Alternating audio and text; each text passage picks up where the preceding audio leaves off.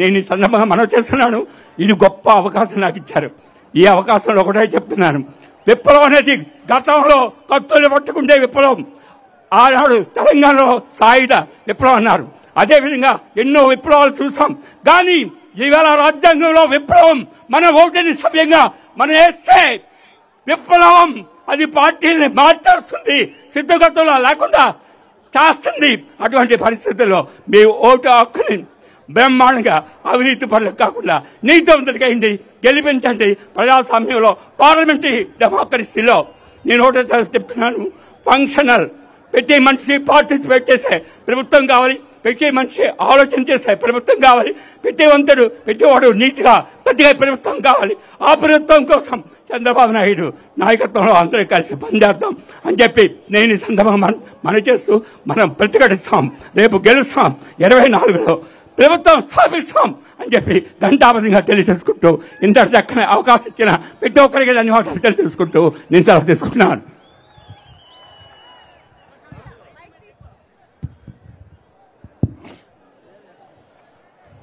బాబు ఆ mic set మీద ఉండే వాళ్ళు దిగండి ప్లీజ్, దిగవాలి ప్లీజ్, దిగాలమ్మా. బాబా చెట్ల మీద ఉండేవాళ్ళు కదా, ఇబ్బంది అవుద్ది ప్లీజ్.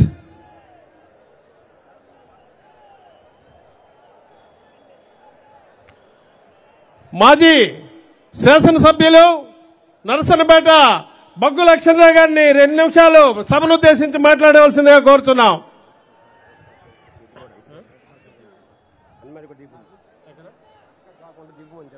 బాబు హలో, మీరు కూడా దిగాలమ్మా, ఎలక్ట్రికల్ షాక్ ఉంటుంది ప్లీజ్, దిగిపోవాలి కిందకి.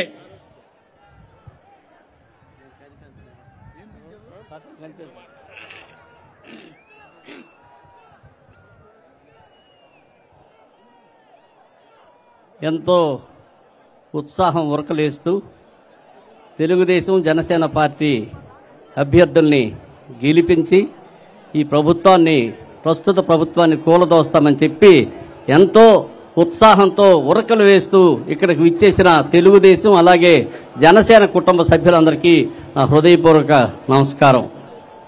కాలం ఆసన్నమైంది. ఒక దుర్మార్గుడి పరిపాలన అంతం చేయాలంటే అంత సామాన్యంగా మనం ఉండకూడదని చెప్పి నా అభిప్రాయం. ఎందుకంటే అది దుర్మార్గం, ఆ పేరే దుర్మార్గుడు. ఆ దుర్మార్గుడు మనం ఏమరపాటుతో ఉంటే దెబ్బతింటామని చెప్పి మీ అందరికీ ఒకసారి నేను మనవి చేస్తున్నాను. ఎందుకంటే గత 5 సంవత్సరాల్లో పరిపాలన ఒకసారి మనం చూస్తే ఎక్కడేసిన గొంగలు అక్కడే ఉంది, ఎక్కడేసిన గొంగలు అక్కడున్నా బాగే ఉన్ను. మరి అయ్యా నా మాట మీకు వినిపిస్తుంది కానీ మీ మాటలు నాకు వినిపించలేదు, కాస్త సైలెంట్గా ఉంటే సంతోషిస్తాం. మీ మాట నాకు వినిపించదు కదా, నా మాట మీకు వినిపించడం, మీ మాట నాకు వినిపించదు కనుక దయచేసి కాస్త టైం ఇస్తే సగౌరవంగా ఉంటుందని చెప్పి మనవి చేస్తున్నాను. ఈరోజు ప్రభుత్వం మనకి తెలుసు, అనిపిస్తున్నాం. అభివృద్ధి ఎక్కడుందో మొచ్చకైనా కనిపించలే.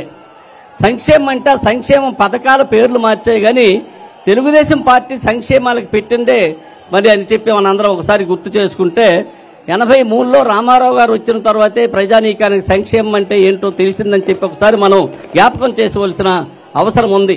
అనేక సంవత్సరాలుగా మరి తెలుగుదేశం పార్టీలో రామారావు గారితో పాటు జిల్లా పరి అలాగే మన చంద్రబాబు నాయుడుతో పాటు మేము ఎన్నాలో మనం ఉన్నాను ఇందులో. మరి మీ అందరికీ తెలుసు, అభివృద్ధికి ఎవరైనా ఉన్నారో చెప్పుకుంటేది తెలుగుదేశం పార్టీ అని చెప్పి మనం చేసుకోవాల్సిన అవసరం ఉందని చెప్పి మీ అందరికీ నేను మనవి చేస్తున్నాను. ఇవాళ ఒకసారి చూస్తే సంక్షేమం అంటున్నారు, సంక్షేమం 10 రూపాయలు ఇస్తే మనకి పిండింది 100 రూపాయలు అని చెప్పి ఒకసారి మనం జ్ఞాపకం చేసుకోవాలి.